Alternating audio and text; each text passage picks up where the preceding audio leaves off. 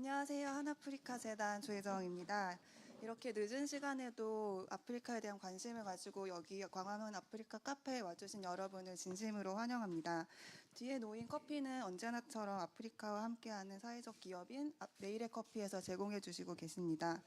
이제 오늘로써 국민과 함께하는 아프리카 이야기 제1탄 광화문 아프리카 카페의 마지막 날을 맞이하게 되었습니다. 이제 4번의 시간을 거치면서 보다 많은 사람들이 알고 계실 것 같은데, 한아프리카 재단은 아프리카 대륙과 대한민국 간의 동반자 관계 증진을 위해 지난해 6월 외교부의 4번째 산하기관으로 출범하였는데요.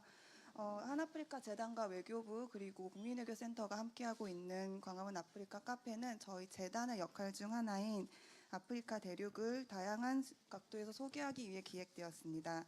지난 3번의 시간 동안 다양한 이야기를 다루었는데요. 아프리카 대륙 편견 없이 바라보기, 그리고 아프리카 문화예술 새롭게 이해하기, 그리고 스타트업인 아프리카와 도약하기 등등의 이야기를 다루었습니다. 그리고 그 마지막 시간으로 아프리카 지역의 핵심 지역 기구인 아프리카 연합을 심도 있게 알아보는 시간을 마련하였습니다. 오늘 사회는 조원빈 성균관대학교 정치외교학과 교수님께서 맡아주시고, 저희 재단의 최현우 이사장님, 그리고 포스코 경영연구원 서상현 수석연구원님, 이한규 한국외대 아프리카 연구소 교수님께서 자리해 주셨습니다. 그럼 지금부터 아프리카 연합 심도 있게 알아보기 시작하겠습니다. 박수 부탁드립니다. 안녕하세요. 안녕하세요. 네, 안녕하십니까. 방금 소개받은 성균관대학교 조원빈 교수라고 합니다. 우선 반갑습니다. 이렇게 아프리카에 많은 관심을 갖고 있는 사람들이 이렇게 많아서 참 즐겁습니다.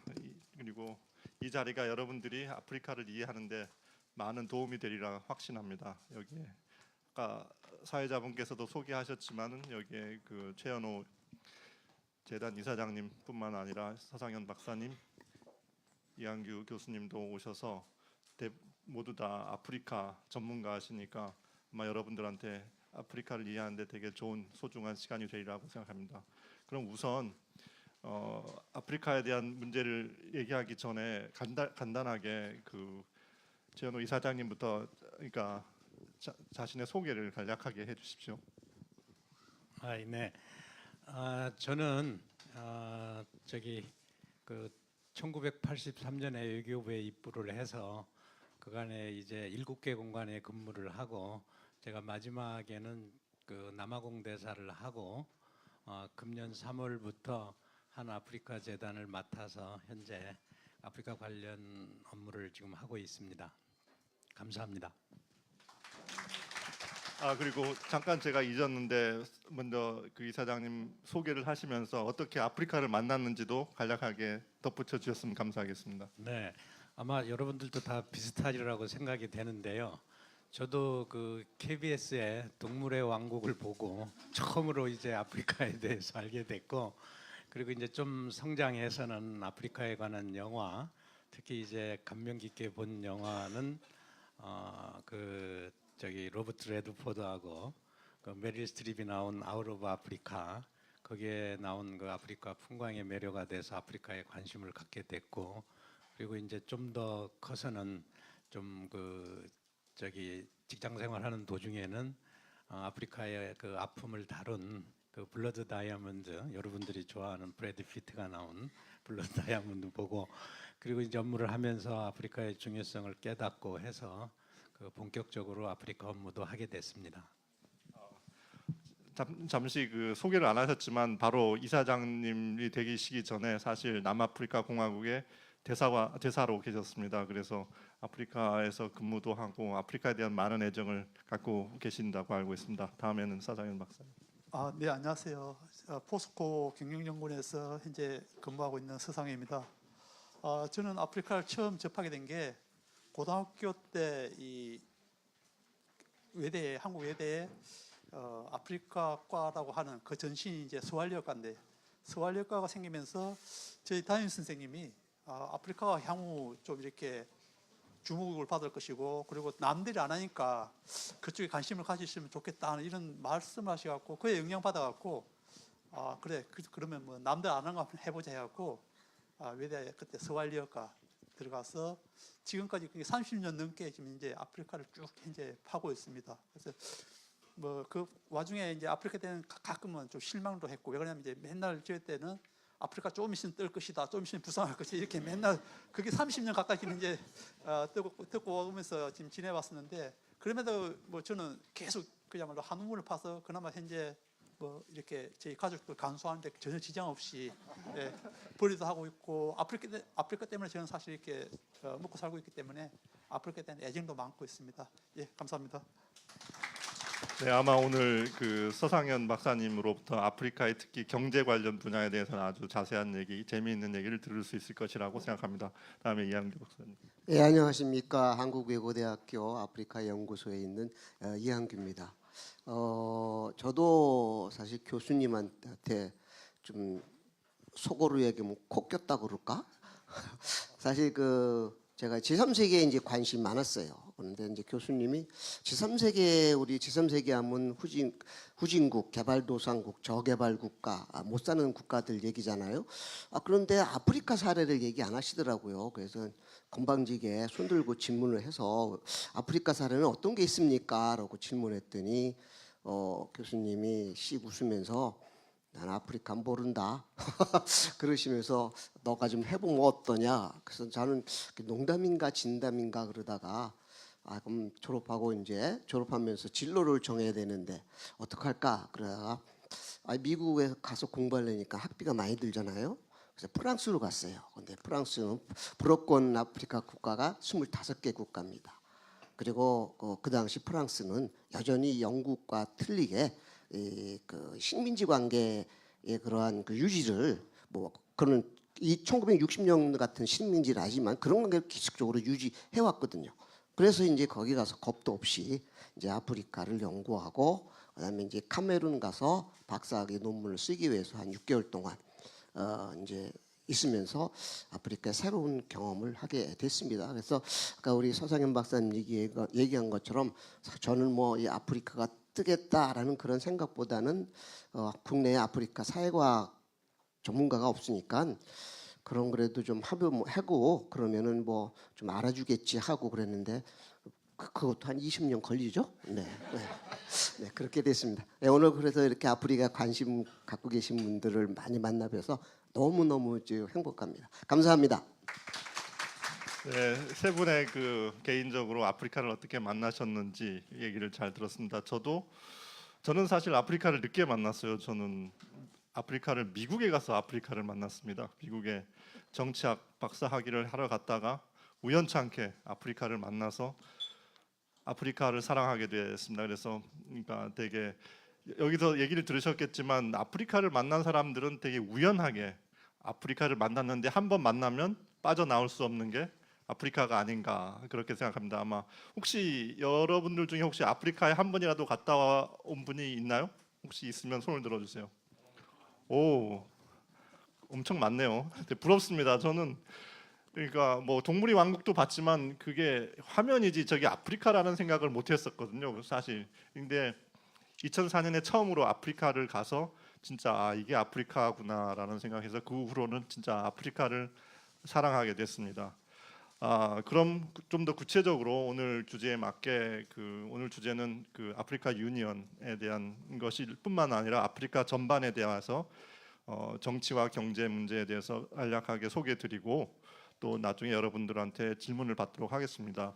우선 시작하기 전에 그래도 뭐 여러분들이 많이 아실 것이라고 생각하지만 그래도 최근에 그 아프리카의 경제 상황이나 정치 상황을 간략하게 우선 정리해보고 아프리카가 얼마나 중요한지 재미있는지에 대해서 알아야 되니까 간략하게 그 서상현 박사님부터 아프리카의 가장 최근의 경제 상황에 대해서 간략하게 말씀해 주시면 감사하겠습니다.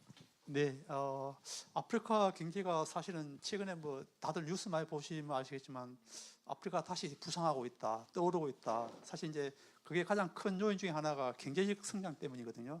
정치는 뭐 아시겠지만 아직까지 좀 여러 뭐 아프리카가 아직까지는 뭐 개발도상국이나 선진국 수준에 좀 약간 못 미친다 그런 평가가 있지만은 아프리카 경제는 지금 현재 그 성장 속도를 보면은 세계에서 가장 빠르게 성장하고 있는 그런 지역 중에 하나입니다. 물론 뭐 중국이라든지 동남아 같은 이런 신흥 다른 국가도 있지만은 전체 대륙적으로 봤을 때는 아프리카가 가장 빠른 성장을 보이고 있는데 물론 이제 최근에는 그 자원 가격 자원 가격, 예를 들어 석유라든지 뭐 광물장 가격이 2015년 중반 이후로 좀 하락하면서 아프리카 경제가 약간 좀 정체되어 있지만 사실 아프리카가 2000년부터 2015년까지 연평균 그 경제 성장을 보면 거의 한 5.5%, 그 6%에 가까운 그 성장을 지속적으로 해왔거든요.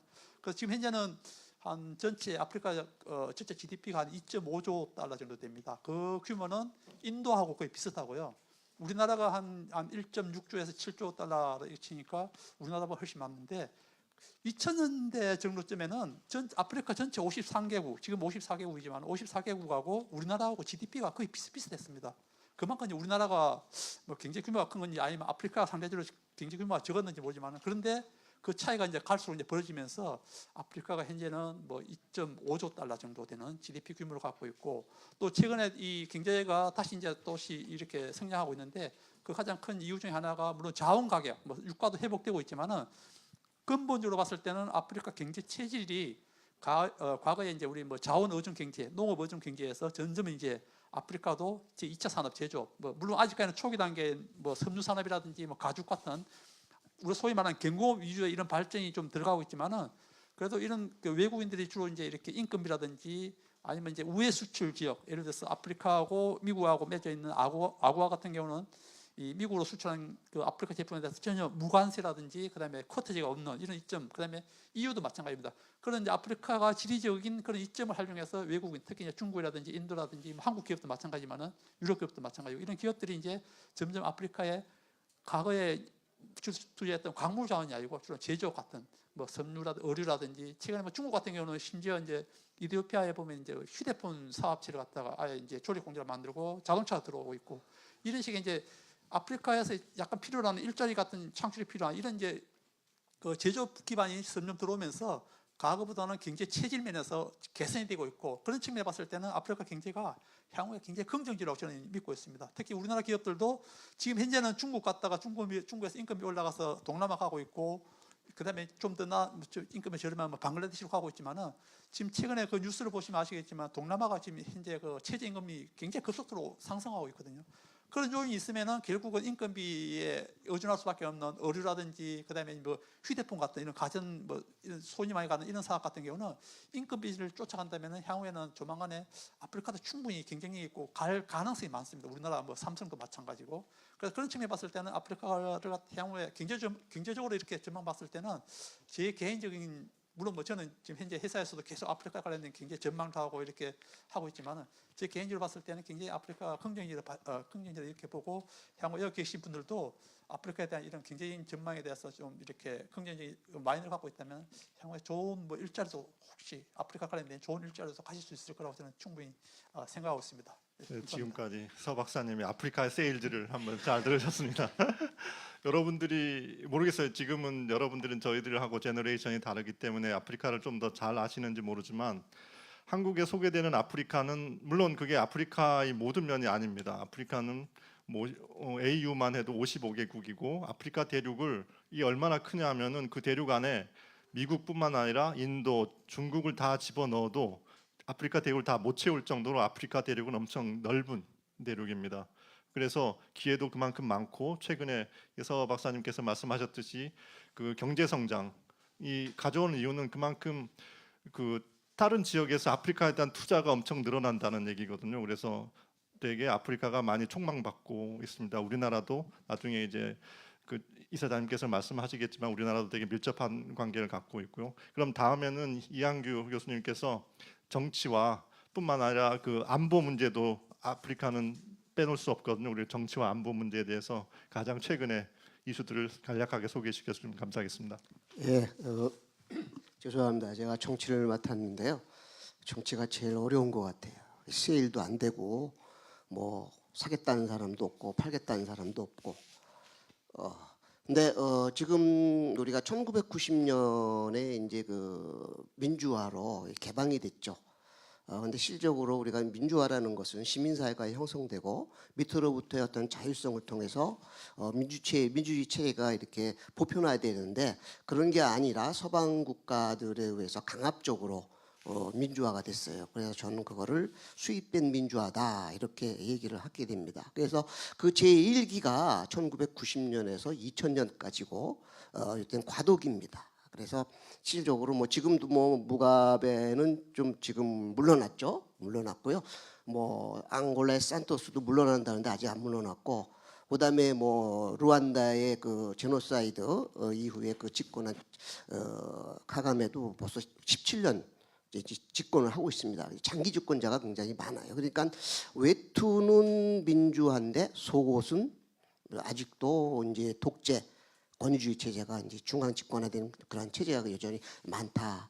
그래서 2000년 들어와서는 약간의 어떠한 그 제2기 민주화 2기다. 저는 이렇게 봅니다. 그래서 순차적으로 이제 정권들이 많이 이제 그 선거를 통해서 이제 쿠데타나 혹은 뭐 분쟁 이런 거를 통해서 아니라 합법적인 선거 과정을 통해서 이제 정권이 많이 바뀌었습니다. 그래서 제가 알기로는 한 55개국 중에 이제 제가 이제 55개국이라는 것은 우리가 지금 이제 아프리카 연합이죠.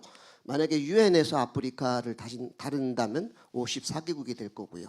그래서 55개국 중에 거의 한 10여 개국 정도만 지금 장기 집권자가 지금 남아 있을 정도로 이제 시민사회도 많이 성장을 했고, 그다음에 야당과 여당 간의 이제 정권 교체도 많이 일어나고 있습니다. 그런데도 여전히 이제 이러한 민주화가 되다 보니까 국가의 역량이 좀 이제 그 축소돼 버려요. 그래서 이제 강한 국가라는 것은, 저는 아프리카는 강한 국가가 필요한데, 이 강한 국가라는 것은 그 지배하는 강한 국가가 아니라 통치하는 그런 강한 국가, 이런 국가가 이제 형성이 돼야 되는데 그런 게 형성되지 못해서 좀 아쉽고요. 또한 최근 들어서 이제 분리주의 운동이 자꾸만 일어나고 있어요. 그래서 카메룬 같은 경우엔 독일 식민지 받았다가 3분의 1이 영국령 식민지, 3분의 2가 프랑스 식민지대가 됐습니다. 그래서 1960년 독립하면서 그 연방제로 이제 출범했다가 1962년에 그 서쪽에 서북쪽 일부가 나이지리아로 떨어져 나갔는데, 지금 그 3분의 1이 영국령 식민지였으니까 영어를 쓰죠. 그렇죠. 그래서 아마 여러분들이 카메룬 가게 되면은 이러한 신에 대한 잡지책을 막 찾아 한번 보게 되면 한참 보다 보면 글자가 거꾸로 박혀 있어요. 그거는 불어로 돼 있고 한쪽은 영어로 돼 있어요. 야운데 국립대학에서 교수가 영어하고 불어를 같이 합니다. 그래서 카메룬은 일찍이 국제화되었다 이렇게 볼 수가 있는데요. 그렇지만 지금 그런 분리운동, 그다음에 말리 북부도 분리운동이 일어나고 있고요. 그래서 이런 부분에서 조금 그 정치적 불안정이 여전히 지속되고 있고, 또한 분쟁은 많이 줄었습니다. 과거의 분쟁이라면은 이제 주로 이제 그 국경 분쟁 이었다면 지금은 이제 그 보통 권력 분쟁이죠. 그래서 올해 약 15개 국가가 대통령 선거, 그다음에 국회의원 선거, 지역 선거 했는데 이 중에 10개 국가가 선거 결과를 둘러싸고 엄청난 소용돌이에 휘말린 그런 적도 있습니다. 그래서 저는 그렇게 긍정적으로 보진 않습니다. 그런데 이것이 저는 과정이다. 우리도 그런 과정을 겪었고요. 다만 문제가 되는 것은 우리는 하나의 어떤 스테이트 네이션이 빌딩이 되어 있다 이렇게 본다면은 아프리카는 그것이 안 돼 있습니다. 아직도. 그래서 어떤 그 정치적인 어떤 그 통합 이런 것들을 어떤 권력 분점을 통해서 해야 되는데 그게 이제 굉장히 어렵다는 거죠. 그래서 그런 부분에서 또 이제 분쟁도 이제 계속 일어나고, 그 분쟁은 이제 뒤에서 다시 한번 말씀드리겠습니다. 감사합니다.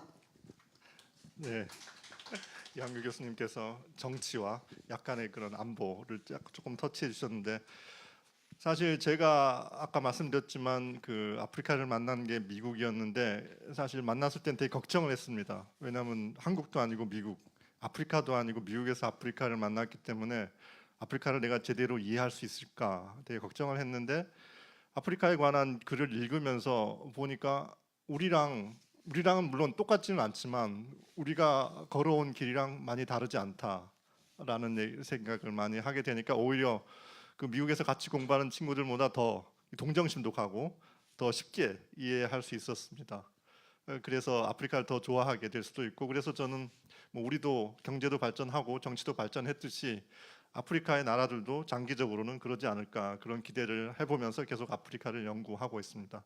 그럼 다음에는 오늘 주제하고도 연관이 될 텐데 사실 우리 한국하고 아프리카가 어떤 관계가 있는지 여러분도 궁금하실 거라고 생각합니다.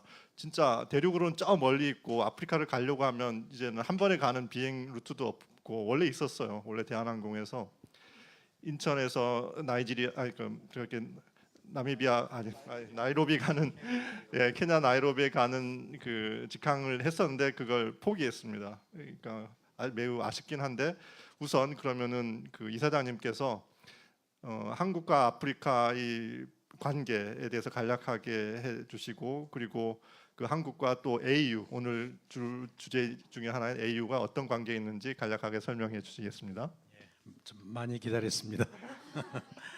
우리 저기 사회자께서 말씀해 주셨듯이 우리 일단 기본적으로 한국과 아프리카는 생각보다는 오래됐어요. 여러분들 그 유대인 학자가 쓴 호모사피엔스란 책 봤죠? 거기 보면은 얘기가 나오는데 우리 인류 조상이 아프리카에서 시작이 됐다는 거는 알고 그리고 최초로 300만 년 전에 그 화석이 발견돼서 이제 이름을 루시라고 지었는데 과학자들이나 그리고 고고 인류학자들의 그 과학적인 조사에 의하면은 우리 지금 현재 살고 있는 우리 한국 사람도 동일한 그 DNA를 갖고 있다고 그래요. 그래서 이제 국제적으로 인류가 아프리카에서 시작이 됐다. 따라서 우리도 역사 오래 전에 그 아프리카에서 이동해 온 사람들의 후손이라는 걸 그런 점에서도 우리가 아프리카하고 오래 전부터 연관이 돼 있다는 것을 말씀을 드리고 이제 실제적으로 아프리카하고 한국이 이제 관계를 맺은 거는 1950년 우리 한국전이 이제 한국전이 발발했을 때 그때 당시에 아프리카에 독립국이 4개국밖에 없었어요. 이집트하고 라이베리아하고 이디오피아하고 남아공. 그런데 그 4개국 중에 2개국이 우리한테 군대를 보내줬어요. 참전국이 이디오피아하고 남아공. 그 대단하죠. 4개국밖에 안 되는 데서 왜냐하면 군대를 보내준 나라가 16개국이고 그리고 의료부대 온 게 5개국에서 흔히 참전국 하면 21개국 얘기하는데 그 중에 16개국 중에 2개국이 아프리카에서 와서 우리를 공산주의 침입에서 구해줬다는데 기여한다는 그런 관계가 있고 그 이후에는 사실 우리하고 아프리카 관계가 소원했어요. 우리도 이제 먹고 살기가 힘들어서 우리도 이제 나름대로 내부 문제에 신경 쓰다 보니까 별로 큰 관계는 없었는데 이제 70년대 80년대 들어서는 이제 비동맹이라든지 유엔에서 우리하고 북한하고 이제 그 대결 유교를 펼칠 때였어요. 그런 때 이제 아프리카가 국가 수가 많기 때문에 아프리카를 대상으로 해서 우리 북한하고 아프리카를 근거지로 해서 우리가 많은 대결 유교를 했고 그리고 나서 이제 그 냉전이 끝나고 베를린 장벽이 무너지고 나서부터는 다시 또 우리 그 대결 유교 자체가 의미가 없으니까 그것도 이제 끝나고 해서 관계가 소원했다가 한 아프리카 관계가 본격화된 거는 그 2006년에 노무현 대통령께서 아프리카 3개국을 방문하십니다. 그 이집트하고 알제리아하고 나이지리아인데 그때 이제 방문하시면서 한 아프리카 협력 이니셔티브 이제 사업을 시작을 해요. 그래서 이제 외교부에서는 2006년부터 한 아프리카 포럼이라는 걸 하고 기재부에서는 그 한 아프리카 경제협력 포럼 그 코아펙이라고 하죠. 그리고 이제 산자부에서는 한 아프리카 산업협력 포럼 코아픽이라고 합니다. 그렇게 해서 우리 정부 부처가 아프리카하고 이제 실질적인 이제 관계를 맺어오고 여러분 관심 있으신 분들은 알으셨겠지만 지난 5월에는 부산에서 우리 기재부에서 하는 코아펙 관련해서 그 아프리카 개발은행 AFDB 연차 총회를 부산에서 개최하기도 했습니다. 그런 식으로 해서 이제 관계를 맺어와서 한 아프리카 관계를 이렇게 시기별로 이제 말씀을 드리면서 그걸 정리해서 얘기를 드리면 과거에는 아프리카하고 우리하고 거의 동일했었어요. 50년대, 60년대만 해도 똑같이 피식민지 그 경험이 있었고, 그리고 우리도 저기 6.25 전쟁이 있었고, 아프리카는 이제 자기들 나름대로 독립전쟁 또는 독립 후에는 내전이 있었고, 그리고 이제 현재는 우리는 이제 경제 개발하고 고도 성장하고 민주주의 모든 것들을 누리고 있는데, 아프리카는 현재에도 개발이 잘 되지도 않고 빈곤의 악순환이 된다는 점에서 이제 우리하고는 큰 차이가 있어요. 그렇지만 미래는 우리 사회자분들께서도 말씀했지만 아프리카가 무한한 그 잠재력이 있고, 또 각국이 아프리카를 우리 인류의 최후의 미래의 성장 동력으로 보고, 금년만 해도 영국, 독일, 미국, 러시아, 중국, 일본 등 각국의 아프리카로 러시가 이루어지고 있어요. 그렇기 때문에 미래에는 우리가 여러분들도 아프리카에 관심을 가져가지고 그 서로 우리 개발 경험도 공유하면서 함께 그 발전할 수 있는 호혜적인 그런 그 미래가 오리라고 저는 확신을 합니다. 그리고 한 AU 관계에 대해서 말씀하시라고 해서 말씀을 드리면, 그 AU 관계는 우리가 그 2005년에 그 AU에 저희가 옵저버 지위를 획득을 해서 그때부터 AU하고 우리하고 이제 협력 관계가 시작이 돼서 이제 아까 말씀드린 그 코리아 아프리카 포럼 코아프, 그리고 코아페 코아픽을 통해서 저희가 이제 아프리카에 대한 그 협력을 하고 실질적으로 재정적인 지원을 하게 됩니다. 그래서 외교부에서는 그 3차, 3년마다 한 번씩 열리는데요. 그 3차 그 코아프가 끝난 다음에 그 2015년부터 약 매년 100만 불씩을 지원하고 있고, 또 코리아 아프리카 AU 협력 평화기금이라고 해서 피스 펀드라고 그래서 작년부터 2016년부터 약 400만 불씩을 저희가 이렇게 평화기금 명목으로 지원해서 관계를 유지해 가고 있고, 그리고 지난달에는 서울에서 실무 레벨에서 한 AU 정책 협의도 였었습니다. 뭐 너무 네. 길죠? 예, 잘 아시는데요. 지금까지는 약간 그 인트로 지금 아프리카 전반에 대해 그리고 한 아프리카 관계에 대해서 장황한 설명을 들으셨습니다. 잠깐 분위기를 좀 일신하기 위해서 지금까지 논의된 것들, 논의보다는 지금까지 여러분께서 들으신 내용에 대해서 혹시 질문이 있나요? 다음은 AU로 넘어갈 텐데 그 전에 혹시 지금까지 내지는 그 외에 아프리카 관련해서 여기 오신 분들이 당연히 아프리카에 많은 관심을 갖고 오셨을 텐데 뭐 꼭 이 질문은 내가 하고 싶다, 이 질문 궁금하다 한 게 있으면 손을 들어주세요. 내가 그 사실은 강의를 하면서 보면은 학생들이 질문을 하고 싶어도 너무 수줍어서 손을 안 드는 경우가 있는데 여러분들은 안 그랬으면 좋겠습니다. 아프리카에 대해 다 좋아하시잖아요, 그죠? 그래서 오셨죠? 궁금한 게 뭐 없나요? 다 알고 있어요, 여러분들은? 다 듣고 하실 거예요? 예, 본인 소개 간략하게 해서 얘기를 해주세요.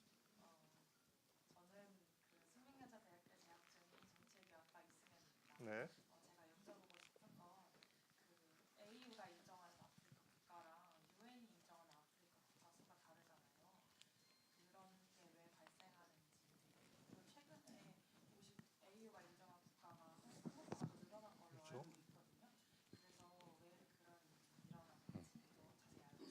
아주 좋은 질문입니다. 지금 안 그래도 주제를 AU로 넘어가는데 그 AU의 기원과 현 AU의 그런 학생이 질문했던 내용과 중심으로 해서 이한규 교수님께서 아주 간략하지만 자세하게 답을 해주실 겁니다. 간략하게 자세하긴 제일 힘든 것 같아요.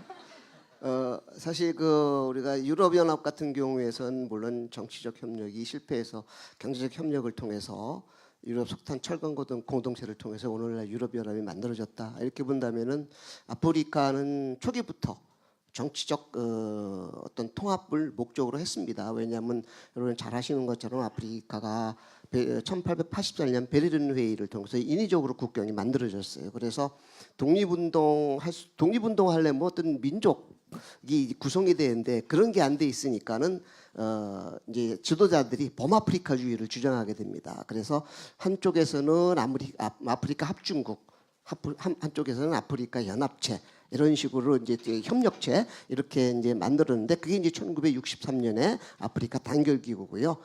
그리고 이제 그런 논의가 한 39년 동안 뭐 그 활동이 거의 못하다가 이제 최근에 와서 이제 그 아프리카 연합이 이제 구성됐습니다. 그래서 이 아프리카 연합 구성은 아프리카 합중국을 목표로 하지만은 출발은 아프리카 협력체로 이렇게 이제 출발하고 있는데요.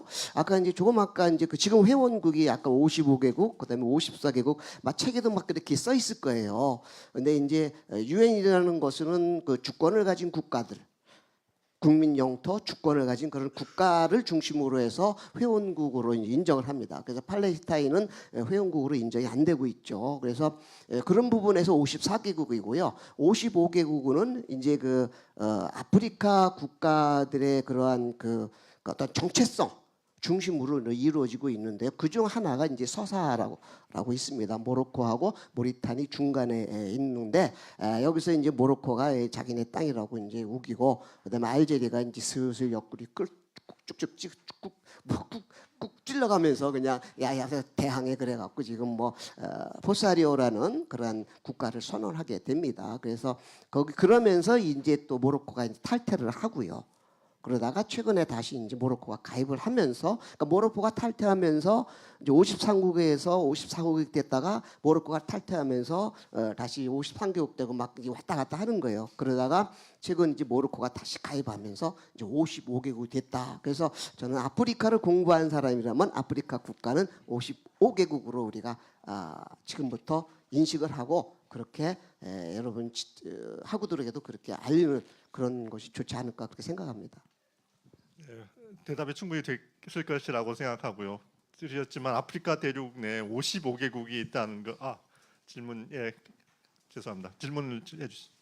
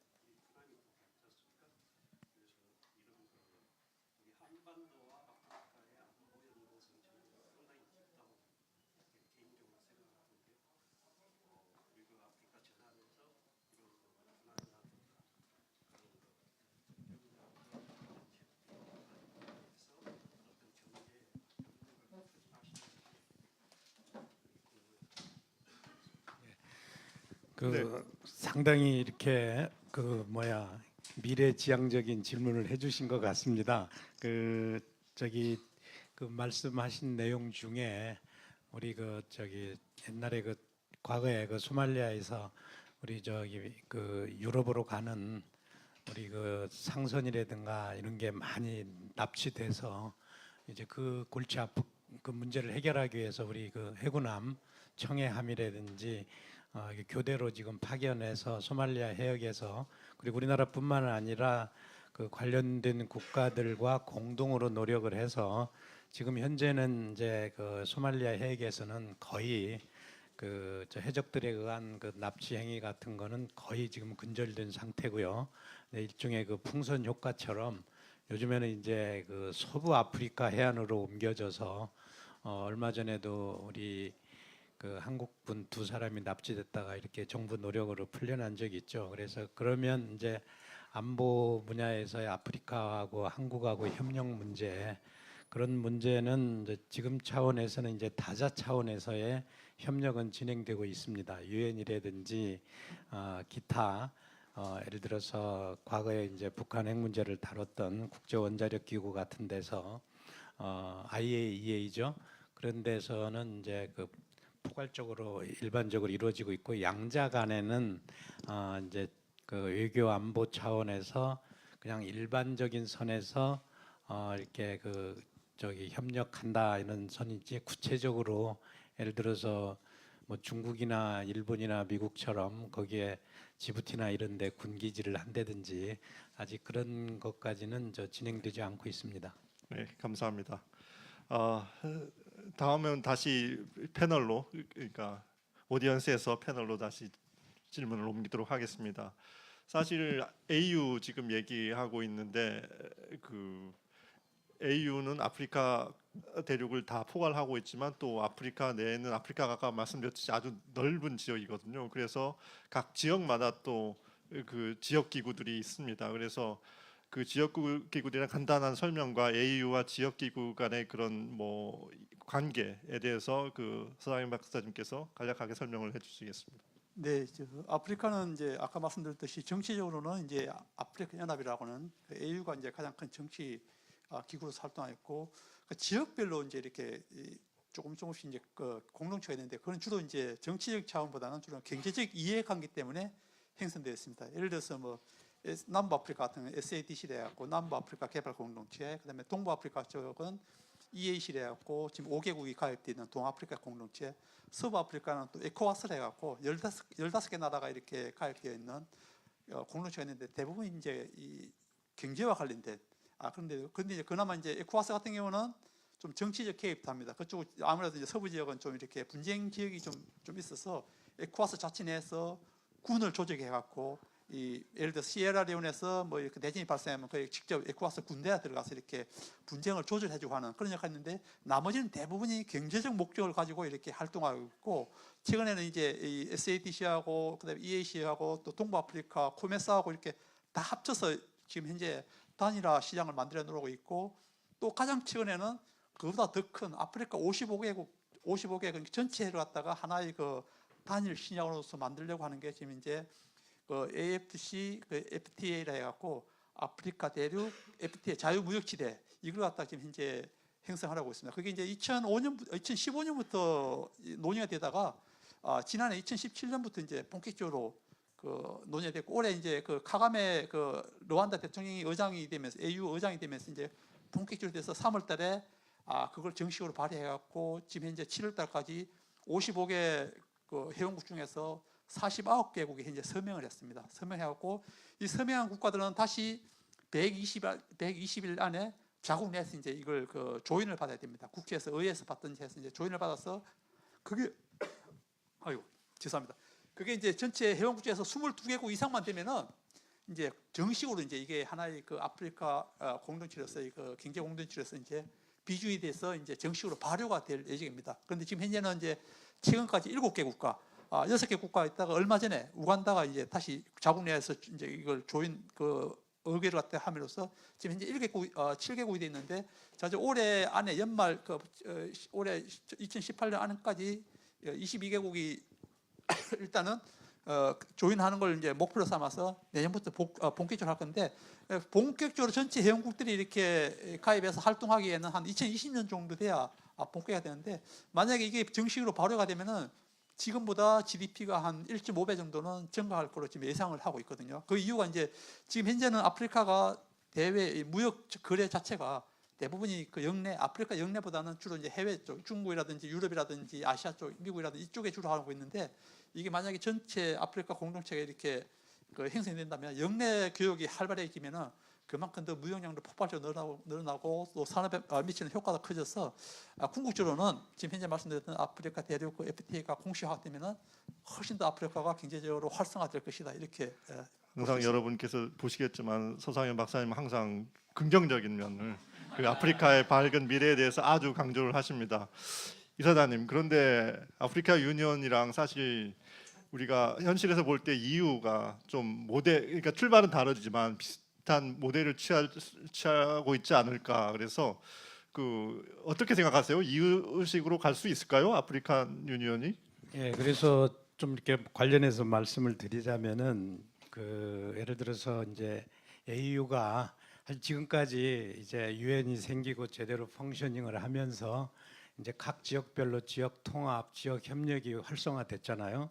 그 중에서 이제 제일 잘 된 게 유럽 연합이죠, EU. 여기 좀도 아시다시피 거기 뭐 종교 전쟁부터 시작해서 1차 대전, 2차 대전에서 많이 죽었는데 그분들이 어떻게 하면은 전쟁 없이 평화스럽게 살 수 있나 해서 전쟁의 원인을 보니까 석탄과 철강이었어요. 그래서 이 석탄과 철강을 공동으로 관리하면 되겠다 해서 1951년에 그 석탄 철강 공동체를 만들죠, ECSC. 그래서 이제 그 잘 되니까 거기서 경제 공동체 EEC도 만들고 저 유럽 원자력 기구도 만들고 이게 통합이 잘 되면서 이제 그 처음에는 6개국으로 시작했는데 지금은 27개국이잖아요. 그래서 이제 EU 통합 과정을 보면은 경제 통합에서 시작을 해서 그 정치 통합으로 넘어가는데 그래서 처음에는 이제 정치 통합이라는 게 외교 안보, 내무 사법 문제까지도 하는데 그 과정을 한마디로 표현하면 와이드닝 앤 디프닝이라고 얘기를 할 수 있어요. 와이드닝은 6개국에서 시작해서 27개국으로 회원국을 확대해가는 전 유럽으로, 그리고 디프닝은 경제 분야에서 시작됐지만 나중에 외교, 안보, 내무, 사법까지 해서 심화가 되는 과정에서 와이드닝, 디프닝인데 아까 우리 이한규 교수님도 말씀하셨지만 아프리카 유니온은 처음부터 모든 회원국이 가입해서 이게 시작이 됐어요. 범아프리카주의. 이분 카다피 같은 사람도 아프리카 합중국을 주창한 사람이에요. 그 이제 너무 이제 목표는 그 원대했는데 그러면서 EU의 통합 과정을 벤치마킹을 해요. 그래서 AU의 그 안에 내부 조직이나 이런 게 그대로 그 EU의 그거하고 비슷해요. 뭐 집행위원이라든지 그 정상회의, 강요회의라든지 뭐 등등 여러 가지 조직이, 심지어 그 유럽 의회가 있듯이 범아프리카 의회도 있고. 그렇지, 다만 AU는 EU하고 비교했을 때는 조금 시간이 걸릴 것 같아요.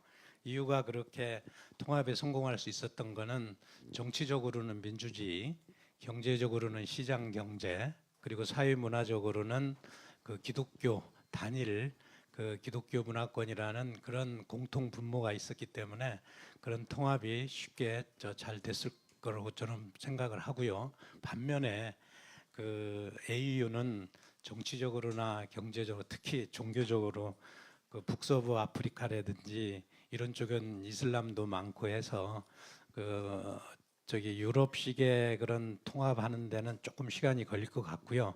왜냐하면 이미 1963년에 OAU 되고 1991년에 아프리카 경제 공동체가 돼서 유럽식으로 그 두 개가 합쳐져서 2002년에 AU를 이제 출범을 시켰는데, 문제는 이제사 사회자가 얘기한 AFC, FTA 범아프리카 자유무역지대가 됐거든요. 이제 그 외국하고만 교역을 하는데 아프리카 영내 교역이 미미하다. 일단 아프리카 영내 교역을 좀 활성화시키자. 그래서 우리 경제 규모를 키우고 발전을 하고 산업화를 하자. 이제 그런 취지에서 FTA 그걸 발등을 시켰는데 최초에 서명한 나라들이 44개국이고 그때 44개국이었을 때 과반수인 22개국이 비준을 했을 때 발효한다 해서 아까 22개국 그 비준이 돼야 이제 발효가 된다는 것을 이제 보충으로 설명드렸습니다. 예, 그 긍정적인 면과 약간의 그 현실적인 면을 지금 말씀하셨는데 그 AFC, FTA 중에 그걸 추구하는 이유 중에 하나가 여기에 뭐 여러분들 중에 아프리카를 다녀오신 분도 계시지만 아프리카 가면은 인프라가 장난이 아니에요. 그러니까 아프리카 국경을 건너기가 사실 아프리카 나이로비에서 한국에 오는 것보다 더 어렵습니다. 시간도 더 많이 걸리고. 그게 말이 되나요? 그러니까 그런 문제를 해소하기 위해서 지금 AFC, FTA를 하는데 거기에 좀 긍정적인 면을 보면은 최근은 아니지만 그 중국이 엄청난 투자를 하고 있습니다. 물론 그 투자가 아프리카의 발전을 위한 투자도 될 수 있지만은 제 생각에는 뭐 중국이 그 아프리카에 숨겨져 있는 지하 자원을 어떻게 하면 쉽게 가져갈 수 있을까 하는 길이 워낙 안 좋으니까 그 길을 좋게 하면은 좀 더 쉽게 가져올 수 있지 않을까라는 생각을 하는데 서 박사님, 그 중국이 요즘 아프리카에 대해서 투자는 어떻게 바뀌고 있나요? 중국은 뭐 아시겠지만 이제 2000년 들어서 중국 경제가 급성장하면서 그 자원 블랙홀이 되지 않습니까? 그 자원을 갖다가 굉장히 제일 많이 필요한데 그 자원을 조달하는 데가 가장 많이 조달하는 데가 이제 아프리카가 되는 거죠. 그래서 이제 자국 내 산업을 위해서 자원이 필요했고 그걸 이제 중국이 아프리카 적극적으로 개발하면서 과거에는 이제 자원 위주 그러니까 주로 이제 자기들 필요한 자원 위주로 이제 개발을 해주고 그와 관련된 걸 주로 집중적으로 원조됐는데 최근에는 이제 자원보다는 인프라 관련해서 이제 집중적으로 투자하고 있습니다. 아까 조금 전에 우리가 사회자께서 말씀하셨듯이 인프라를 투자하는데 그 투자 이제 원인 중에 하나가 물론 자국 내에 남아도는 산업, 예를 들어 철강이라든지 시멘트 같은 이런 이제 남아도 잉여 상품을 갖다가 아프리카에 이렇게 쏟아내는 이제 퍼붓는 이제 그런 하나 효과도 있고 두 번째는 이제 이렇게 인프라를 해줌으로써 중국 기업이 직접 들어가는 데 있어서 그냥 편리하게 활용할 수 있는 그런 것도 노리고 하면서 집중적으로 하고 있는데 지금 현재는 동부 아프리카 위주, 특히 이제 에티오피아라든지 케냐라든지 탄자니아 이쪽에 동부 아프리카 쪽으로 이제 집중을 하면서 우리가 잘 알고 있는 이제 철도 굴기를 해서 전체 아프리카 한 1만 킬로미터의 철도를 건설하는 목표 이런 것도 갖고 있는데 지금 현재 이런 단계에 와 있고 지금 또 최근에 좀 더 나아가서 이제는 중국에서 경쟁력을 잃어가고 있는 아까 말씀드렸던 뭐 경공업 사업, 예를 들어 의류라든지 섬유 산업 같은 거 이걸 최근에 이제 아프리카에 많이 가져옵니다. 그러니까 에티오피아 같은 경우는 가면은 이제 중국 공단들이 있고 물론 한국도 전용 공단이 있어서 저도 뭐 지난해 가서 방문해봤지만 굉장히 그 현대적인 이런 건물을 해서 가서 이제 중국 기업들이 위주로 와서 이제 그 제조업 아까 말씀드렸던 경공업 같은 제조업부터 시작해서 자동차 그다음에 이제 전자기기까지 하는 이런 식으로 이제 점점 그 바뀌어 오는데 그 바뀐 가장 큰 요인 중에 하나가 이제 중국이 워낙 들어와서 이제 이렇게 뭐 자원 개발 착취 경제 뭐 착취 신식민주의다 이런 비난을 많이 듣다 보니까 중국이 그와 같은 하나의 그 대응 논리로서 우리도 아프리카에 기여하는 게 있다. 그게 뭐냐면 우리가 이제 직접 와서 제조업도 투자하면서 일자리 늘려준다 이런 걸 이제 보여주기 위해서 최근에 보면 이제 중국의 전략이 약간 좀 바뀌면서 아프리카에 대한 이런 제조업 투자하면서 좀 약간 과거와 비해서는 중국이 좀 이렇게 아프리카에 진출하는 이제 패턴이 좀 달라지고 있다 이렇게 말씀드릴 수 있습니다. 중국도 이렇게 배우는 거죠. 아프리카를 만나서 이러면 안 되고 이러면 되는구나라는 것을 배우기 시작하는데 사실 중국도 뭐 지금 신식민지라는 비판을 받고 있듯이 사실 그 프랑스하고 아프리카의 관계도 되게 오래된 역사를 갖고 있고 아마 그 이한규 교수님께서는 프랑스에서 뭐 유학도 하셨고 직접 서아프리카에도 다녀오시고 그 여러분들 프랑코폰이라는 얘기를 들어보셨죠? 그리고 재미있는 게 한국에 왔을 때 제가 놀란 것이 그 외교부의 그 시험에도 보면은 아프리카 지역 전문가를 뽑는데 영어는 안 뽑고 프랑스어 물론 그 사정이 있긴 하지만 프랑스어가 아프리카로 연결된다는 약간 좀 제가 생각하기에는 그렇게 썩 그렇지 않은데 영어 하는 나라가 더 많고 인구로 따져도 그런데 왜 한국에서 그 프랑스 하면 아프리카 하면 프랑스가 됐는지 그리고 최근에 프랑스가 다시 아프리카에 대한 중요성을 알고 물론 계속 관리를 해왔지만 어떻게 관련이 되고 있는지 이한규 교수님 한번 간략하게 설명해 주시겠습니까? 예, 프랑스 하면 뭐 아까 초기에 제가 말씀드린 것처럼 여전히 그 아주 돈독한 관계를 맺고 있습니다. 영국 명군 이미 2차 대전 이후 손을 놨지만은 프랑스는 2차 대전 이후 그다음에 독립 직전까지도 프랑크 아프리카 공동체를 만들려고 했던 그러한 그 전과도 있고요. 그래서 그러면서도 한편으로는 또 이제 아까 그 EU 얘기가 나왔는데 바로 그 EU 그 유럽 연합과 ACP라는 것이 있습니다. 아프리카 이렇게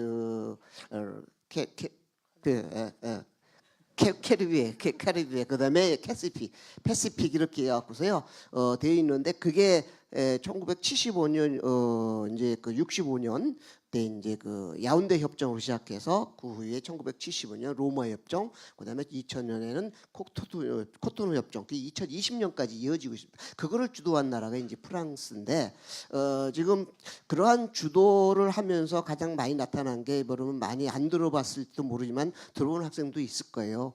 프랑스 아프리카라는 게 있어요. 프랑스와 아프리카를 합성하는 건데 지금 중국이 이제 차이나프리카라는 그런 용어가 지금 이제 유행하고 있다는 거죠. 그래서 그런 전철을 밟지 않나 저도 이제 그런 좀 염려를 합니다. 우리 서 박사님이 굉장히 긍정적인데 저는 좀 비판적인 그런 부분이 있습니다. 왜냐하면 지금 중국이 원벨트 원로드 있죠? 1대1로를 합니다.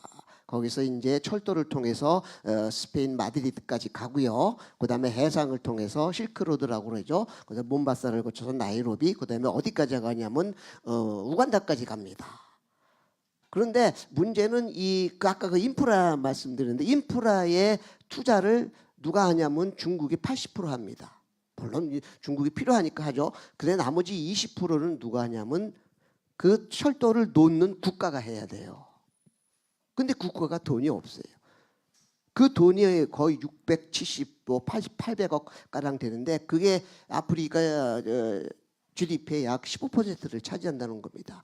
그렇게 해서 철도를 놔서 그것이 이제 경제적 성과가 있다면은 그게 아프리카인들이 돌아가겠지만 그 성과가 없으면 그 빚은 누구한테 가겠어요? 저한테 오나요? 아니죠.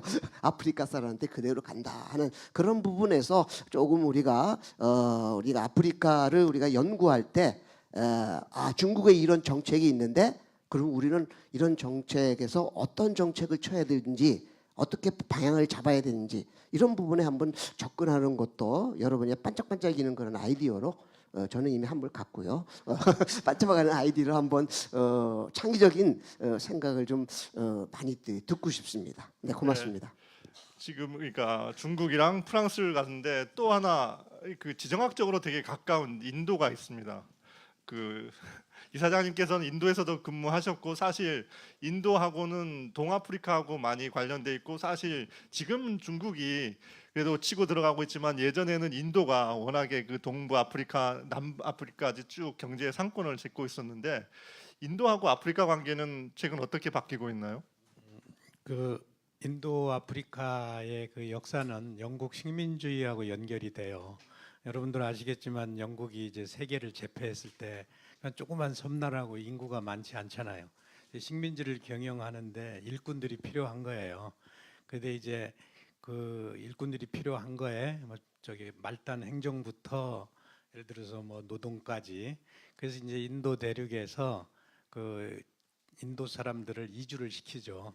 주로 이제 아프리카에 있는 영국 식민지로 거기서 이제 그런 문제를 하다 보니까 거기에서 정착을 하게 되고 그런 분들이 이제 그 소위 말하면 이제 상권을 잡고 있는데 그걸 인도 상인에서 그 인상이라고 이제 저희는 그 표현을 쓰는데 그 사실은 이제 그 인도 상인들은 일종의 그 어떤 제조업이나 이런 쪽보다는 기본적으로 그 리테일 소매 쪽을 꽉 잡고 있어요. 어디를 가나 그 아프리카 대륙에서 보면 조그만 샵들 이런 분들이 이제 인도 상인들이 이제 잡고 있는데 최근에는 이제 인도가 경제 발전을 하고 하면서 그 기존에 그 영국 식민지에 가 있던 자기네들 교민들 들 바탕으로 해서 터전으로 해서 그 아프리카 쪽에 제조업들도 많이 나갑니다. 그러니까 예를 들어서 우리 쌍용 자동차를 인수한 마힌드라 자동차가 그 남아공이라든지 그 저기 탄자니아라든지 이런 쪽에 그 자동차 공장, 부품 공장을 짓고 해서 그 중국이 너무 큰 액수로 해서 중국이 눈에 띄지만 사실은 지금 큰 소리 없이 차근차근 아프리카 시장을 점유해 나가고 점유액을 늘려 나가는 게 그 인도 기업들입니다. 네, 여러분 들으셨겠지만 인도에 관심이 없는 나라가 없습니다.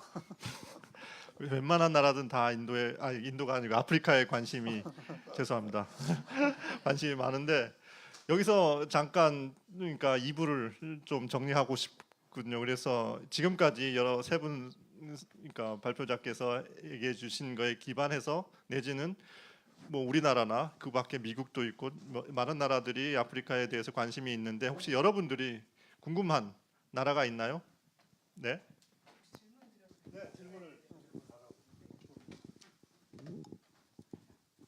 네, 안녕하세요. 저는 서강대학교에서 프랑스 문화랑 그다음에 정치외교학 전공하고 있는 홍혜원이고요. 그 다름 아니라 이제 프랑코포니 얘기가 나와서 조금 이제 여쭤보고 싶은 게 생겼는데, 그 이제 르완다 얘기가 조금 지나갔는데 AU 의장도 지금 카가메가 하고 있고, 지금 며칠 전에 이제 그 프랑코포니 모임에서 이제 그 총회에서 르완다의 외무장관 여성분이 이제 프랑코포니에 당선이 되셨잖아요. 그 의장에. 근데 한편으로 르완다는 프랑스의 영향을 굉장히 벗어내려고 많이 노력을 하고 있다는 걸 또 알고 있거든요. 근데 그래서 이제 피가로 같은 데서는 그런 르완다가 이제 그 의장이 된 거에 대해서 비판을 하기도 하고 어떤 모종의 딜이 있었던 거 아닌가라고 이제 프랑스와 그런 얘기들을 하시는데 혹시 이게 또 어떻게 된 건지 그다음에 또 하나는 커먼웰스도 있고 프랑코포니도 있고 AU도 있고 또 이제 그 세네갈 대통령 생고르 같은 경우에는 처음에 이제 프랑스에 굉장히 의지를 많이 했었고 또 나중에도 말년도 프랑스 노르망디에서 보냈는데 그런 경우에 지금 아프리카 국가들은 각자 자기의 이익에 따라서 어디에 도대체 그럼 기대해야 할지 그 역학이 굉장히 많은 지금 지역 공동체도 있지만 네 여러 그 기구들이 있는데 거기에 대해서 좀 여쭤보고 싶습니다. 어떻게 지금까지 참았는지 참 저 질문을 안 하고 자 그래도 우리 여기서는 가장 프랑코폰에 대해서 가장 많이 알고 계시는 예, 좋은 질문 감사드리고요. 르완다는 프랑스 식민지 받은 게 아니고 이제 벨기에 식민지 받았죠. 예, 근데 벨기에가 이제 프랑스의 그 점령을 당합니다. 그래서 브릭셀 그 거기까지는 불어를 쓰고요. 그 위에는 또 벨기어를 써요. 그래서 그 중앙 정부가 이제 그 르완다를 이제 정복하면서 이제 불어권이 이게 됐는데 사실 그 2000년 탈냉전 이후 사실 그 아프리카에 대한 어떤 그 르완다 사태라든가 이런 부분에서 사실 손 놓고 있었어요. 왜냐하면은 그 문제가 중요한 것이 뭐냐면 이제 동유럽이 이제 붕괴됐지 않았습니까? 그래서 동유럽을 이제 그 프랑스의 어떤 영향력 하에 두기 위한 어떤 그런 일련의 어떤 그 외교적인 어떤 그 노력들이 아프리카를 좀 도외시하는 그런 과정에서 이제 르완다 1994년 르완다 제노사이드가 일어났고요. 그래서 최근에 와서는 그 조금 뭐 이제 불어권이라는 어떤 한계보다는 지정학적 그런 한계보다는 이제는 영어권까지 다 포함시키고 있어요. 예를 들어서 프랑스 아프리카 정상회담에서 이제는 그 시에라리온이라든가 그 서부 아프리카에 영어권이 몇 개 있거든요. 그다음에 감비아라든가 이런 나라들까지 같이 이제 포함해서 하고 있기 때문에 과거의 그러한 불어권 아프리카 정상회담은 좀 의미가 없어졌다. 이렇게 볼 수가 있고요. 지금 뭐 현 대통령도 굉장히 젊지 않습니까? 지금 그렇지만 아프리카에 대한 경험은 없어요. 경험도 없고 그래서 사실 그 아프리카에 대한 어떤 그 과거 탈냉전 이전의 그런 구체적이고 조직화된 그러한 아프리카에 대한 접근은 조금 이제 완화됐고 대신 이제 경제적 분야에서 그 불어권 아프리카를 좀 다독여주고 다시 이제 그 프랑스로 이제 이끌어가려는 그런 노력을 조금 하고 있는데요. 그런데 서아프리카 국가, 불어권 아프리카 국가들도 더 이상 프랑스에 의지하기보다는 이제 다변화시키고 있다. 그런 것들이 이제 프랑스의 대아프리카 정책의 변화를 지금 주고 있다고 저는 봅니다.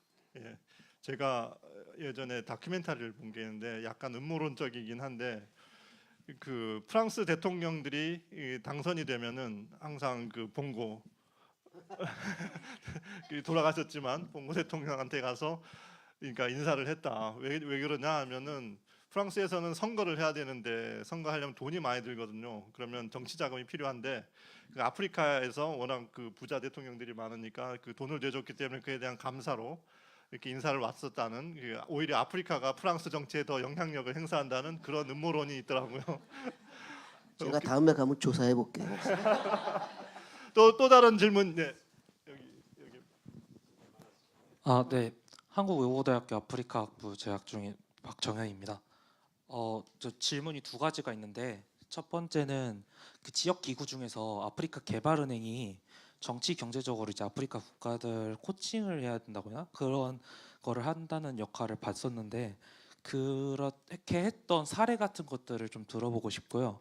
또 두 번째로는 이제 저도 아프리카고 학생인데요.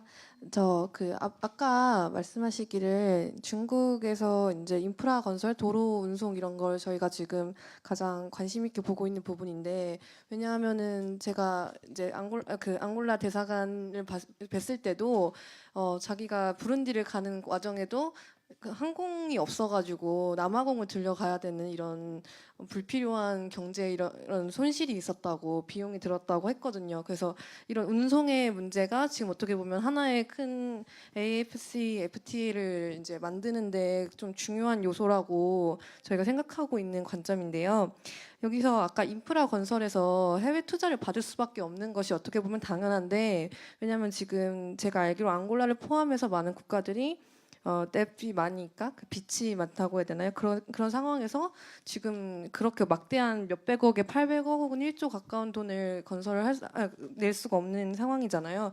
그래서 이제 해외 투자를 많이 받는 입장인데 아까 말씀하셨다시피 중국이 절대로 자기 이익이 나지 않는 상황에서 투자를 해줄 리가 솔직히 없잖아요. 그리고 뭐 아프리카인이 좋아서 그러진 않을 것 같으니까 그래도 자기 이익이 있어야지만 투자를 많이 막대하게 해줄 수 있을 텐데 그러면은 이렇게 오히려 이제 중국의 투자를 통해서 아프리카인들이 착취당하는 게 아니라 신식민주의가 아니라 그걸 오히려 이용해가지고 그 인프라를 이제 잘 구축을 하고 그걸 통해서 그 전까지 냈던 빚을 잘 이제 청산하고 앞으로도 이제 발돋움할 수 있는 그런 방도가 있는지 궁금합니다.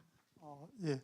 일단 그 아프리카 개발은행이 뭐 코칭한다는 그거는 어떻게 보면 맞는 게 아프리카 개발은행은 아프리카만 회원국이 아니고 우리나라도 회원국이 들어가 있어요. 그러니까 뭐 이 월드뱅크도 들어있고 그래서 굉장히 아프리카 내 그 이런 인적 구성이 아니고 다양한 외부에서 이렇게 지원도 해주고 지분도 해주고 그다음에 많은 인력들이 가 있기 때문에 어떻게 보면 아프리카 물론 뭐 아프리카 그래서 뭐 무시하는 건 아니지만은 그 아프리카 영향에다가 더하기 다른 외부 세계 영향들이 더 들어와 있기 때문에 여러 가지 뭐 아프리카 경제 정책하는 데 있어서는 코칭해 줄 수 있는 그런 인적 자원도 많고 또 경험도 많고 해서 그게 좀 가능한 것 같고 조금 전에 우리 그 중국 그 말씀하셨잖아요. 중국이 뭐 물론 인프라 건설해 주면서 절대 이 사람들이 뭐 자기네 손해 보고 들어가는 거 아니거든요. 예를 들어서 케냐 몬바사에서 케냐 그 나이로비까지 지금 이제 건설된 32억 달러가 투자됐으면은 그걸 갖다가 무상으로 주는 게 아니고 그걸 저리의 차관으로 주는데 저리 차관이라는 게 보통 우리가 월드뱅크라든지 우리나라도 마찬가지로 예를 들어 우리나라가 EDCF로 자금을 준다면은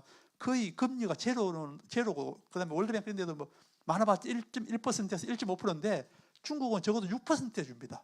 일단 이자에서도 중국이 굉장히 남는 장사예요. 다른 지역보다는.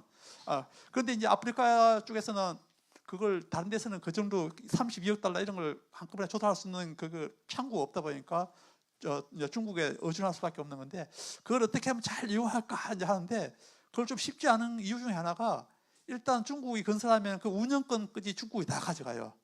그러니까 중국이 가져가고 그 인력도 고급 인력도 중국 애들이 파견돼 갖고 다 자기네들이 노하우 가르쳐 준다면서 물론 그 과정도 필요하죠. 하면서 들어와서 다 하고 있고 그 대표적인 사례가 뭐냐면 스리랑카예요. 스리랑카에 콜롬보에 그 항구를 왔다가 대규모 100억 달러 넣는 걸 지어줬는데 그걸 중국이 지어주고 운영을 그 현지에 맡겨놨는데 결국 그게 파산했어요. 파산해서 못하니까 중국이 자기네들이 인수해갖고 자기네들이 99년 동안 하겠다. 그래서 자기네들 돈 중국으로 왔다 자기네들 그걸 운영하면서 본전을 뽑아내겠다 이렇게 하는 거거든요. 그래서 물론 이제 아프리카가 뭐 옛날에 보면 뭐 파리클 같은 이런 데서 돈을 빌리면 유럽 같은 데서 이제 프랑스 같은 데 돈을 빌리면 그 채무를 갖다 못하면은 그 파리클 같은 이 다자 기구에서 이렇게 그 채무를 탕감해주고 하는 그런 거는 많았었거든요. 지금도 물론 뭐 그 역할을 하고 하는데 중국이 과연 뭐 옛날 그 파리클처럼 이렇게 아프리카에 있으면 채무를 갖다가 뭐 탕감을 그렇게 해주실 거냐?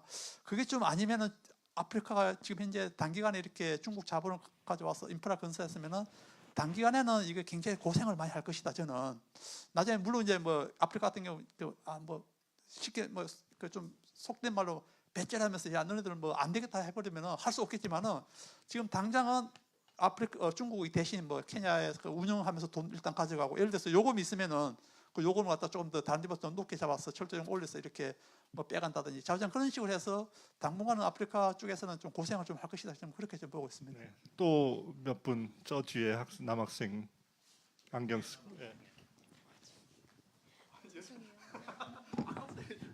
저 뒤에도 있었어요. 계속 질문 받으시죠. 안녕하세요. 저는 국민외교 기자단으로 활동을 하고 있는 유재호라고 합니다. 그냥 개인적으로 좀 궁금한 게 있어서 질문을 드리는데요. 제가 재작년에 인천 자유무역지대에서 이제 수출입 화물을 이제 담당하는 인턴을 했었는데요. 제가 그때 느끼기에는 거의 이제 중국에서 들어오는 화물만 되게 많고 아프리카에서 들어오는 화물은 거의 못 봤는데, 혹시나 우리나라와 아프리카 사이에서 한 물동량은 어느 정도 되고, 그리고 어떤 물품을 교역하고 있는지 좀 궁금합니다. 우리하고 전체 교역액이 연간 한 130억 달러 정도 되거든요. 130억 달러 되는데, 그런데 그 중에 우리가 수출한다고 하는 게 제일 큰 부분이 뭐냐면 선박입니다. 선박인데 배를 갖다가 그 선박이 제일 많은 가장 많이 하는 데가 라이베리아거든요. 라이베리아는 실제로 라이베리아로 가는 게 아니고 다국적 선사들이 그쪽에 세금이 거의 없다 보니 그쪽에다가 국적을 두고 그냥 하는 겁니다. 그래서 그게 이제 수출이 물량으로 많이 재표해서 이제 그게 이제 그렇게 많고, 또 사실 우리가 이제 만성적인 우리가 흑자로 이제 아프리카 대 무역에 이제 흑자를 보는데, 사실 우리가 아프리카에서 가져오는 건 사실 좀 제한적이 많죠. 왜냐하면 주로 자원 같은 게, 예를 들어 포스코 같은 경우도 뭐 일부는 남아공서 석탄하고 철강서 같은 거 이런 것도, 그다음에 그 크롬 같은 이런 희소 자원 같은 거 이런 거 좀 뭐 가져오는 수준이고, 나머지 우리가 뭐 농산품이라든지 그런 거 아니면 사실 아직까지는 우리가 아프리카 교역에서 가져오는 부분이 그리 많지 않다 보니까 물동량이 그렇게 우리가 많이 잡히지 않는다고 좀 보시면 될 것 같아요. 예를 들어서 아프리카 같은데 중국 가서도 투자를 하지만 옷 같은 거 만들면 유럽이나 미국이 가깝고 거기는 무관세로 할 수 있기 때문에, 그러니까 우리까지 오지를 못해요. 거의, 그러니까 워낙 그쪽에 시장이 크기 때문에. 그래서 우리가 보내는 건 많지만 우리가 받아들이는 거는 제한적일 수밖에 없는 게 아쉽죠. 앞으로 점점 늘어날 거라고 생각합니다. 그 앞에 계속 질문.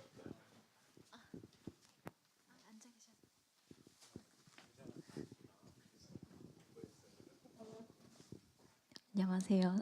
서울대학교에서 정밀생명과학 전공하고 있는 김민지고요.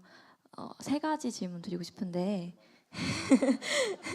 우선 아까 되게 외국 투자를 긍정적으로 보고 계신데, 사실 이제까지 굉장히 막대한 돈이 여러 가지 원조금으로 아프리카에 흘러갔잖아요. 그거와 어떤 차이가 있길래 이번에 긍정적으로 보고 계시는지랑, 그 다음에 외국이 아프리카 내에서 영향력을 키우는 사례들을 많이 말씀해 주셨는데, 사실 아프리카 대륙 내에서도 상대적으로 이제 발달된 국가들이 자기들 영향력을 키우기 위해서 지금 많이 노력하는 중인데, 그 부분에 대해서는 어떻게 보고 계시는지랑, 그리고 아까 AFCFTA가 비준이 좀 느리게 되고 있다고 말씀해 주셨는데 왜 그런 건지 세 가지 질문 드리고 싶습니다. 먼저 첫 번째 질문. 나이 보니까 확실히 앞에 세 가지. 앞에 질문 뭐였죠? 우리 죄송합니다. 제일 먼저 했던 게 지금 예전이랑 어떻게 투자가 그렇죠. 우리가 지금까지 우리 뭐 옛날 모야라고 하시는 그분이 쓰신 책에 보면은 데드 에이드라고 하는 그 책을 보면은 아프리카에 지금까지 현재까지 한 1조 달러 정도가 이렇게 ODA, 그러니까 ODA 개념도 있지만 이제 원조가 이제 들어갔는데, 그렇게 많이 들어갔는데 불구하고 아프리카는 아직까지 여전히 이렇게 가난해서 못 벗어나나 하면서, 이제 가장 큰 원인을 갖다 보신 분은 알겠지만 일단 그 부정부패 문제가 가장 크지 않습니까? 예를 들어서 ODA 100억 달러 가면 그 중에 절반은 일단 먼저 정권 차원에서 자기네들 다 떼고, 또 50억 달러 갖다 지방에 내려오는, 또 그 중에 50%를 또 지방 관료들이 또 먹고, 나머지 갖고 밑에 하니까 사실 그게 이제 ODA라는 게 효과가 전혀 이제 안 나는 그런 성격인데, ODA 지금 현재 아프리카에 들어가는 이제 그 교육을 말고 무역 이외에 아프리카 들어가는 게 크게 이제 하면 ODA 자금이 연간 한 600억 달러 들어가고 있고요. 그다음에 이제 아프리카인들이 나와 있는 아프리카 해외에 나가 있는 그 아프리카인들이 그 본토로 보내는 송금액이 그것도 한 500억에서 한 600억 달러 되고, 그다음에 이제 외부 직접 투자라고 하는 우리 FDI가 이제 한 600억 달러 연간 580억에서 한 600억 달러 들어가는데, 그 중에서 사실 이제 가장 효과적인 게 FDI죠. FDI는 왜 그러냐면 FDI 목적 자체가 그거는 일반 다국적 기업이든 뭐 어느 기업이든 그 돈을 가져갖고 현지에서 공장을 짓든 뭐 여러 가지 그 사업을 창출하는 그런 이제 효과를 내는 게 FDI이기 때문에 송금이라든지 뭐 예를 들어서 ODA 자금하고 성격이 완전히 다르기 때문에 과거에는 ODA 중심으로 이제 이렇게 아프리카에 자금이 많이 들어가서 사실 큰 효과가 없다면은 지금은 이제 물론 이제 최근에는 ODA도 워낙 정책적으로 이렇게 그 가버넌스가 이제 투명해야 되니까 워낙 그뭐 도너 측 그러니까 제공하는 측에서 감시가 심하고 하니까 그것도 이제 좀 잘 진행되지만은 그거보다 더 효율적인 게 사실 FDI인데 그게 최근에 이제 아프리카에 많이 들어가면서 아프리카 경제 성장에서는 굉장히 긍정적인 요인으로 이렇게 볼 수가 있고요. 그러니까 세 질문 중에 한 분이 하나씩 대답을 하시죠. AFC, FTA에 대해서 왜 비준이 느려지느냐? 그건 이제 아까도 얘기했지만 이제 55개국 간에 예를 들어서 경제 지금 발전 속도도 차이가 크잖아요, 그죠? 그래서 예를 들어서 뭐 아프리카에서 제일 그 경제 선진국이라고 하면은 이제 남아공인데 결국은 이제 자유무역지대가 되면 이제 관세도 없고 처음에는 이제 상품의 자유 이동 이제 그게 제일 먼저 되잖아요, 그죠? Free movement of goods. 이제 그 다음이 이제 그 사람의 자유 이동 문제. 그렇게 되면 예를 들어서 잘 사는 나라로 다 갈 수밖에 없잖아요. 이미 지금도 남아공이 아프리카 사람들한테는 과거에 우리 아시아 사람들이나 여러 나라에서 뉴욕이 미국이 아메리칸 드림의 그거고 지금 중남미에서도 뭐 캐러반 해가지고 지금 걸어서 수천 명이 지금 미국으로 향하고 있잖아요. 이제 그거와 마찬가지로 이제 그런 실제적인 발전 격차에서 오는 어떤 뭐 불법 체류자라든지 불법 근로자 이동 문제 등등. 그래서 지금 아직도 55개국 중에 약 8개국이 홀드아웃이 있어요. 서명 자체도 안 하고 있는 나라들이 있어요. 이제 그 중에서 아프리카에서 경제 규모가 제일 큰 남아공하고 이제 나이지리아인데 이제 남아공 나이지리아도 남아공이 아마 서명한 지가 얼마 안 됐고 나이지리아는 아직도 홀드아웃 상태로 지금 알고 있어요. 그러니까 이제 그 비준이 느려지는 거는 서명 자체도 지금 그렇고 비준도 망설이는 게 혹시라도 내가 이걸 비준으로 했을 때 발효가 됐을 때 여기 이웃 나라에서 불법 체류자가 많이 오지 않을까라는 그런 실질적인 우려 같은 것들이 있는 것 같아요. 물론 정치 체제에서 오는 그런 것도 있고요. 국내 정치 사정에도 있고 경제적인 이유로는 그게 있는 것 같습니다. 네, 세 번째 질문은 아프리카 나라들도 큰 나라가 있고 작은 나라도 있는데 과연 그 국가들 간의 관계 간략하게 아주 애매합니다. 그건 우리 뭐 한국하고 미국 관계 뭐 이런 거 똑같은 얘기인데요. 실질 아까 이제 각 지역마다 경제 협력 기구가 있다고 얘기하지 않았습니까? 마찬가지로 지금 각 지역마다 패권주의 국가가 지금 등장하고 있어요. 예를 들어서 서아프리카 중에 모로코가 지금 그 역량 알제리를 뛰어넘어서 그 역량을 발휘하려고 하고 있고요. 그것이 이제 나이지리아와 지금 경쟁 상태가 있고 또한 동아프리카에서는 이제 케냐하고 이제 탄자니아, 그다음에 남아프리카에서는 이제 남아공과 그다음에 큰 상대는 없죠. 근데 이제 앙골라가 이제 자원 수출국으로서 이제 경제 성장이 빠르게 일어나면서 또 경쟁 관계가 있습니다. 그래서 지금은 우리가 유엔에서 1국 1표 하는 것처럼 똑같이 AU에서도 1국 1표이기 때문에 큰 나라와 작은 나라의 관계라는 것보다는 각 지역과 지역 공동체, 경제 공동체 내에서 관계 이런 것들이 우리가 더 주의해서 살펴봐야 되지 않느냐. 왜냐하면 모로코 같은 경우에는 그 아랍 연맹이 있어요. 마그레브라고 해서 북아프리카 중심으로 하는 마그레브 연맹이 있는데 그럼에도 불구하고 지금 그 에코와스라든가 거기 가입 신청해 놓고 있고 그 회원국의 거의 3분의 2가 모로코의 가입을 지지를 하고 있다는 거죠. 그래서 그런 쪽에서 측면에 이제 크고 작은 나라의 관계는 지금 그 신자유주의 시대에서는 큰 의미가 없지 않나 그런 생각을 해보고요. 아까 그 한국 외대 학생이 질문한 그 중국의 투자 문제에서 해결할 수 있는 방법, 저는 부정적으로 봤는데 그것을 긍정적으로 해결할 수 있는 방법은 뭐냐면 끊임없는 모니터링할 수 있는 제도를 만들어야 된다는 거예요. 아프리카 국가 자체가 그냥 방기하면은 큰일 납니다. 큰일 나서 그 모니터링을 누가 해야 되냐, 중국이 하는 것이 아니라 아프리카 국가들이 그걸 체계화시킬 수 있는 그런 어떤 시스템을 만들지 않으면은 저는 그렇게 굉장히 큰 어떤 위기가 오지 않을까 그런 생각을 합니다. 네, 감사합니다. 뭐 질문이 많겠지만 지금 1시간이 넘었어요. 그래서 우선 그러니까 좀 그 정리를 하기 위해서 그래도 저희들은 한국인이고 우리 한국하고 아프리카가 앞으로 어떻게 관계를 유지해야 내야 될지에 대해서 각각 선생님들마다 나름대로 생각을 갖고 있으실 겁니다. 그래서 간략하게 한번 얘기해주고 만약에 시간이 또 여유가 되면 다시 질문을 받도록 하겠습니다. 네, 이사장님 먼저 한번 말씀을 해주시죠. 그 한아프리카 그 관계 강화 방안에 대해서 말씀하시는 거죠. 이제 아프리카에 대한 관심이 이제 커지고 있지만 그 우리나라 현실은 그 우리 일반 국민들도 사실 아프리카에 대한 큰 관심이 없고 우리 기업들도 일단은 뭐 중동이라든가 이제 동남아에서 아직까지는 기회가 많기 때문에 그 아프리카에 대해서는 큰 지금 투자라든가 그런 건 이루어지지 않고 있어요. 그렇지만 여러 나라들이 보듯이 아프리카의 뭐 자원이라든지 그 흔히 그 경제 발전의 3요소 그거 있잖아요. 그 저기 토지, 노동 그리고 자본이잖아요. 그죠? 그 3요소인데 아프리카에는 다 있잖아요. 인구 폭발적으로 늘어나서 지금 12억 6천만에다가 30세가 70%고 그거는 이제 소비 시장으로서도 중산층도 많이 늘어나고 있고 그리고 땅덩어리는 아까 말씀하신 대로 미국, 중국, 일본, 인도, 서유럽을 넣고도 남거든요.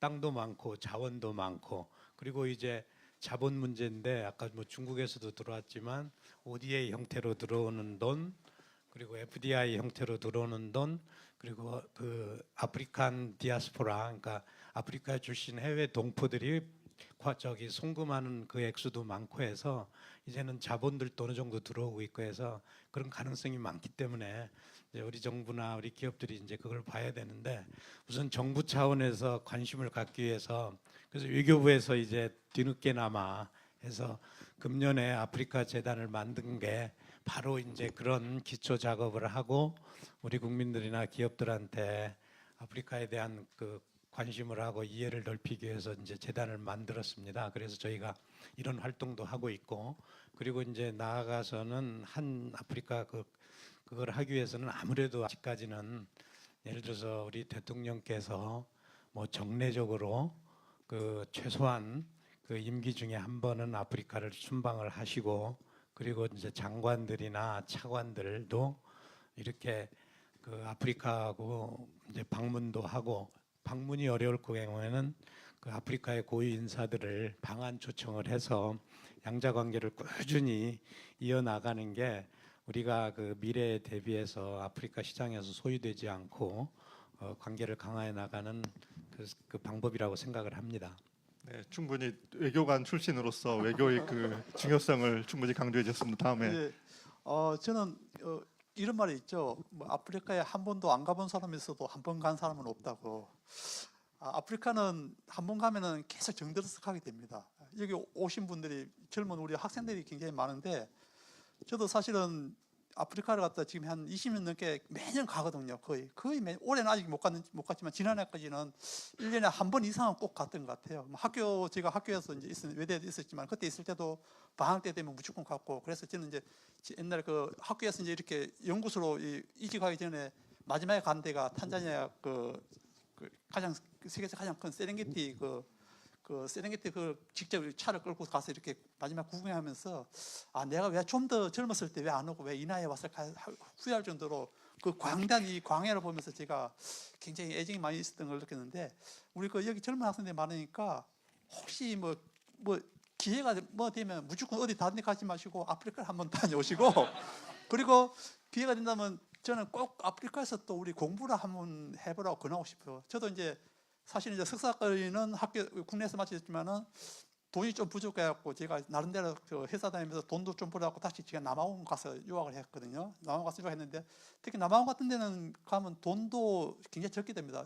학부생은 돈 들지만은 석박사 과정은 1년에 학비가 100만 원 다. 제가 다녔을 때 박사학위 다닐 때 60만 원 거의 안 했거든요. 그 굉장히 학비도 저렴하고 하니까 예, 한 번 정도 그리고 그렇다 해서 이렇게 학교가 이렇게 수준이 낮은 게 아니고 영국식이 돼갖고 굉장히 그 어떻게 보면 우리나라보다 더 이상으로 더 잘 돼 있습니다. 이렇게 교육 시스템이 잘 돼 있으니까 우리 젊은 학생들이 모여 있으니까 한 번 정도 그런 공부도 도전 한번 해보시고 아니면 그야말로 배낭여행식으로 해갖고 한번 이렇게 제가 말씀드린 세렝게티라든지 뭐 마사이마라든지 이런 데로 한번 다녀오시고 해갖고 한번 다녀오시면은 또 이렇게 아프리카에 대한 또 이런 생각이 또 달라질 수 있으니까 저는 적극적으로 한번 이렇게 다녀오시는 거 한번 좀 추천드리면서 마치도록 하겠습니다. 저도 전적으로 동의합니다. 다음 마지막으로. 예, 이제 소 박사님 저 전화번호 드릴 테니까 이제 지원 좀 받으세요. 자, 저는 사실 우리가 아프리카가 그 이사장님께서 이미 얘기했지만은 사실 그 역사가 굉장히 짧습니다. 그러니까 실리적인 어떤 한국과 아프리카 관계는 2006년 노무현 대통령의 그런 아프리카 방문, 첫 방문은 아니죠. 1982년 전두환 대통령이 방문했고요. 그리고 한참 지나서 이제 2006년부터 시작해서 그걸 기점으로 해서 하나 포럼이 이제 만들어졌습니다. 그래서 3년 간격으로 하나 포럼이 됐는데 좀 아쉬운 거는 이제 T카드라고 해서 일본도 이제 거기 T카를 이제 한국말로 뭐라고 그럽니까? 그냥 아프리카 개발을 위한 그냥 아일 관계? 아일 포럼으로 그냥 간단하게 하는데 그것도 지금 그게 원래 5년으로 시작했는데 지금 3년으로 바꿨어요.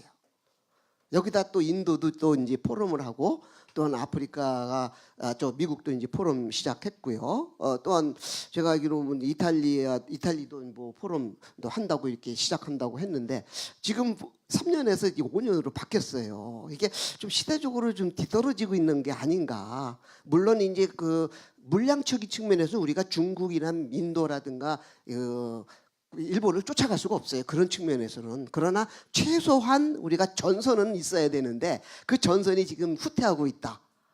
그래서 이런 부분이 조금 우리가 좀 고쳐야 될 부분이 아닌가. 그렇게 해도 우리가 따라가기 힘들네.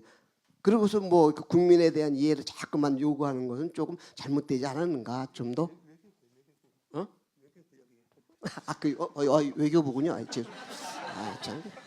저는 아무 때나 막 얘기해요. 정치학 공부하면 안 돼. 그래서 그런 부분에서 이제 또 우리 그 학생들도 적극적으로 이제 외교부에 자꾸만 얘기를 하고 그다음에 우리 학생들이 나갈 수 있는 길을 자꾸만 열 수 있는 그러한 그 터전을 스스로가 만들어야죠. 자꾸만 누가 준다고 해서 그 받아 먹으면 버릇돼요. 스스로가 능력을 키워가면은 외교부에서 이런 학생이 있구나, 이런 공부하는 학생이 있구나 적극적으로 도와줍니다. 근데 외교부에서 도와줄 거 기다리고 있다가 안 도와주니까 포기하는 것, 그런 건 잘못되지 않았나, 저는 그런 생각합니다. 감사합니다. 네, 감사합니다.